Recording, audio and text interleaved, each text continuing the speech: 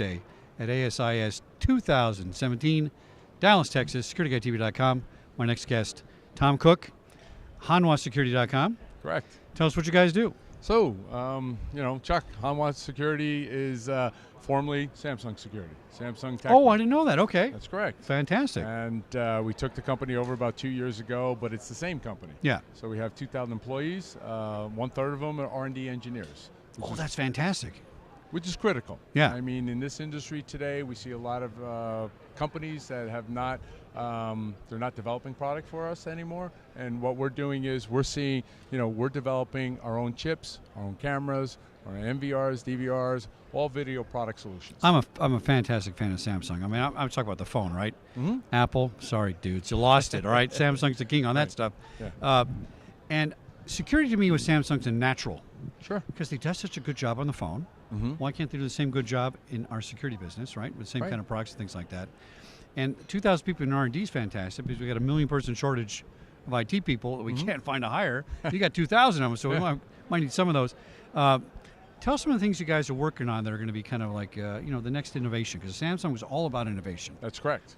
That's correct. So exactly what we base our business on. So our modeling is to go out to the industry to show the innovation. And the innovation is built from the DSP, which is the brains of the camera. Okay. So again, the DSP, the chip, the system on a chip, whatever you want to call it, basically starts there, and then everything comes around it. And what we do is our R&D guys develop what we call our WiseNet series. So WiseNet came from 2008. We started to build up a generation of chips. Okay. We're now on WiseNet 5. So we introduced WiseNet 5, which is a brand new chipset, which happens to have the best frame rate, again, in the video world. Frames are everything. Really? So Okay. the fastest you can go, or how many frames you can do per second, allows you to do a lot more things. So right now, we're producing a chip that can do 120 frames per second. Wow. Most camera manufacturers are OEMing broadcast style chips from Umbrella, HiSilicon, who honestly do 30 or 60 frames. That's So amazing. it's a big Yeah. advantage. Now, what came first, the phone chip or the camera chip? Because did it come? Did this technology grow from the phones? So that's what I think there's a misunderstanding in the industry. So when Hanwha came in and acquired Samsung Techwin, everyone thought, oh my God, what's going to happen? Well, Samsung Techwin was a public company, $2.5 billion company on the Korean Stock Exchange. Right. They were under Samsung, but we never integrated with Samsung mobile phones, Samsung electronics, Samsung TVs. They have their own R&D group. So we never shared technology. Our technology is developed by our own R&D guys, and so when the company changed over to Hanwha Techwin, we just excelled, continued what we were Fantastic. All right. Now, here's what I think about cameras. Okay. All right. I don't need a picture of guys stealing my laptop Right. because I know what's missing. Right. What I need to do is identify the guy to put him in jail. That's correct. So in the early days, I was not a camera proponent. People say, Chuck, I want to come out and do a security survey. How many cameras do I need? 0 cameras. Invest in access control. Invest in asking people what their behavior is. Protect the asset. Right, exactly. Now I'm changing my opinion on that because the camera resolution, we're talking 7K, 8K cameras. I mean, you can see, every hair on my eyebrow here. I can use that for criminal identification. I can use that to actually help my case. But it's such a high bandwidth. Do we have enough storage? Right. I can't play my 4K security camera on my little $200 TV right here, right? That's correct. So, where's the industry going? Are we balancing out with that? Are we getting there?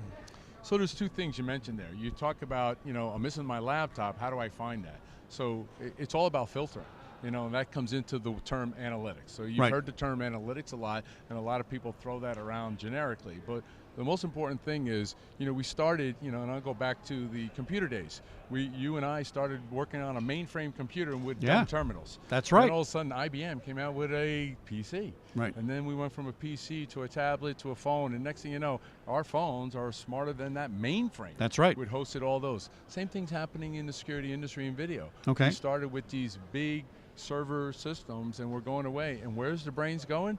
They're going to the edge. So the camera is now smarter than the mainframes or basically the VMS. That's fabulous. And what's happening is you now need those analytics to decipher what data you want to send to minimize your bandwidth, as you're talking about, your computer, your storage, and all that. Yeah. So we take an analytic and we say, listen, anything that goes in that area, for example, where that laptop was, I want to know about it. And this way, what I can do is say, search on anybody who comes near that laptop over the weekend. So now I can see Joe, the cleaning person, walk by the laptop. He's not the guy who stole it. Right. But maybe that person who walked out at 5:30 on Friday night, kind of walked off with that laptop. Are we at the point where the facial recognition is that good now? Is it like the CSI stuff? Is it close?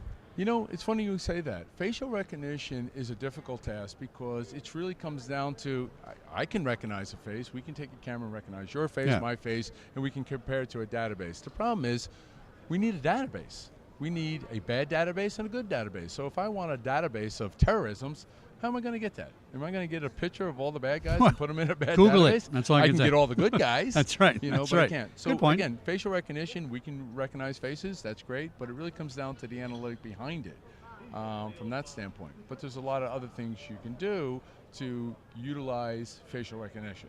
You can do people counting. You can do queue management.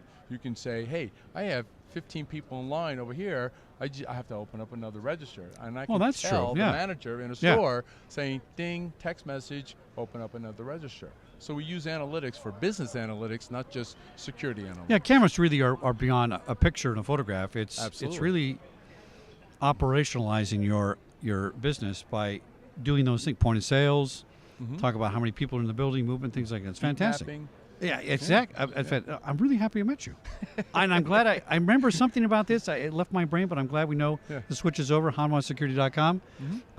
Tom Cook, thanks for coming on SecurityGuideTV.com. I really appreciate it. And anytime you guys want to come on the show live, I can connect you anywhere in the world and tell us the latest product updates, something's going on, successor. It'd be a lot of fun. Excellent. All right, we got one more show here before they kick us out at SecurityGuideTV.com. We'll be right back. Thank you. Thank you so much. Thanks, my friend. That was enjoyable. Very good.